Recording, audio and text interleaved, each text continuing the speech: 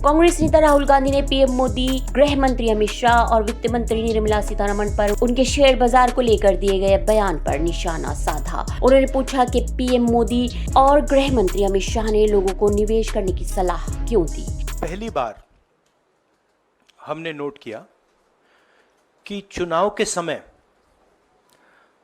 प्रधानमंत्री ने, home minister ने और फाइनेंस मिनिस्टर ने स्टॉक मार्केट पर टिप्पणी दी। मामले को घोटाला बताते हुए राहुल गांधी ने जेपीसी जांच की भी मांग की है। रियलिटी यह है कि हम जेपीसी करवाएंगे। अब ऑपोजिशन में बहुत ज्यादा ताकत है, बहुत ज्यादा स्ट्रेंथ है और पूरा जो पार्लियामेंट की सिचुएशन है वो बदल गई है। एक प्रेस कॉन्फ्रेंस में राहुल गांधी ने कहा कि पहली बार हमने देखा है कि चुनाव के समय प्रधानमंत्री, गृह मंत्री और वित्त मंत्री ने शेयर बाजार पर टिप्पणी की है। प्रधानमंत्री ने 2-4 बार कहा कि स्टॉक मार्केट तेजी से आगे बढ़ने जा रहा है। गृह मंत्री ने भी सीधा कहा कि 4 जून को स्टॉक मार्केट ऊपर जाएगा, इसीलिए शेयर खरीदना चाहिए। यही मैसेज वित्त मंत्री ने भी दिया। सामने आए एग्जिट पोल्स पर भी सवाल उठाए और कहा कि 1 जून को मीडिया झूठे एग्जिट पोल रिलीज करती है। बीजेपी का जो सर्वे था उसमें उसे 220 सीटें मिल रही थी। बीजेपी का ऑफिशियल जो इंटरनल सर्वे था वो उनको 220 सीट दे रहा था। तो ये इंफॉर्मेशन बीजेपी के लीडर्स के पास था। इंटेलिजेंस एजेंसीज ने 200 और 220 के बीच में सरकार को बताया था कि उनकी सीट्स आ रही हैं। 3 मई को स्टॉक मार्केट सारे रिकॉर्ड तोड़ देता है, लेकिन 4 जून को स्टॉक मार्केट गिर जाता है। 3 जून को स्टॉक मार्केट सारे रिकॉर्ड तोड़ देता है और 4 जून को खटाक से स्टॉक मार्केट अंडरग्राउंड चला जाता है। कांग्रेस नेता राहुल गांधी ने आगे कहा कि भारत के आम लोगों ने 4 जून को शेयर बाजार में 30 लाख करोड़ रुपए गंवा दिए। 31 में massive stock activity, more than double what was there on 30th, more than double what was there on 29, 28। ये अनोमली देखिए। ये कौन लोग हैं? ये वो लोग हैं जो जानते हैं कि कोई ना कोई घपला हो रहा है।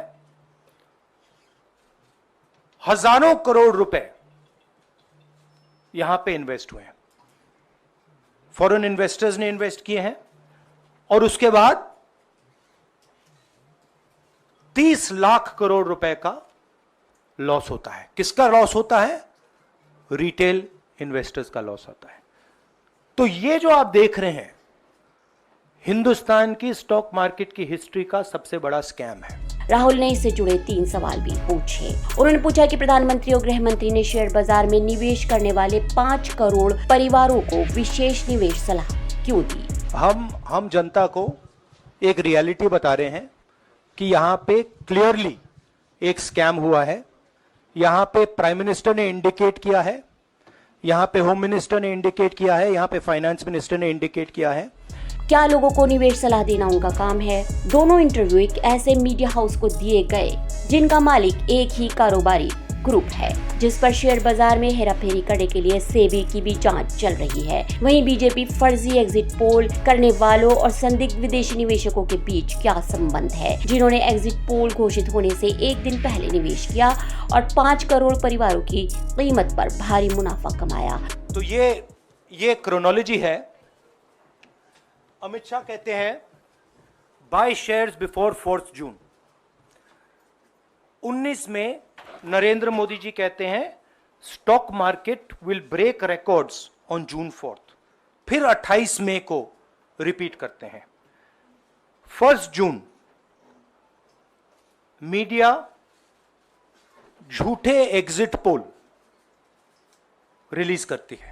हम इस सिलसिले में सबसे बड़े शेयर बाजार घोटाले की जेपीसी जांच की मांग करते हैं। रियलिटी यह है कि हम जेपीसी करवाएंगे। अब ऑपोजिशन में बहुत ज्यादा ताकत है, बहुत ज्यादा स्ट्रेंथ है और पूरा जो पार्लियामेंट की सिचुएशन है वो बदल गई है। Bureau report, ST news.